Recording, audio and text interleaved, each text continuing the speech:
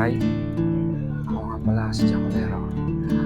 Oo, alam mo na agad, may naisip ka na. Ang totoo yun, pangalan ko pa lang, nagpapahiwatig na.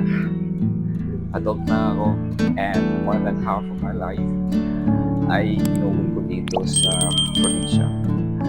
Tahimik, payapa, pero minsan nakakabaliw din sa sobrang tahimik. Dito kasi walang mall, walang sinihan, walang gabi-gabihan. Pero ang meron, mga ng nyog, palayan, at, at nakasulot na tila ginawa talaga para sa kalooban. Kapag nag-isa ako, madalas kong pinuntahan or pupuntahan naman ang mga tagugan. Malayo sa mga tao, tahimik, at nung naman ang imahinasyon. Farmlands, pagkubatan, ilog, kung saan walang istorbo, doon ko inaaliw ang sarili ko. Sabi nga nila, kung saan ka masaya, suportahan ka. Hindi ako, masaya akong aliwinan mo ang sarili ko.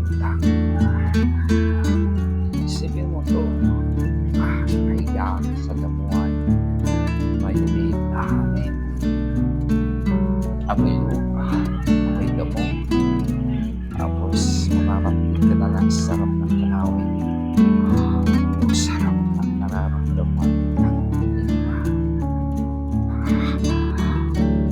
Ganito buhay sa probinsya.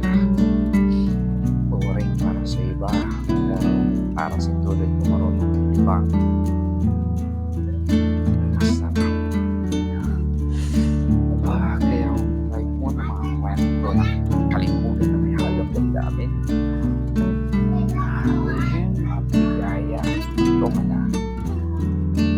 Ako si Jacolero. Ito ang mundo ko. Sa susunod na kwento, ikukwento ko ang unang beses na naabutan ako ng isang tao habang nagsasarili sa iba.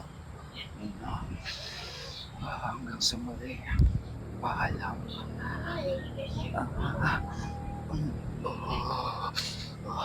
Shit, ang utang ina.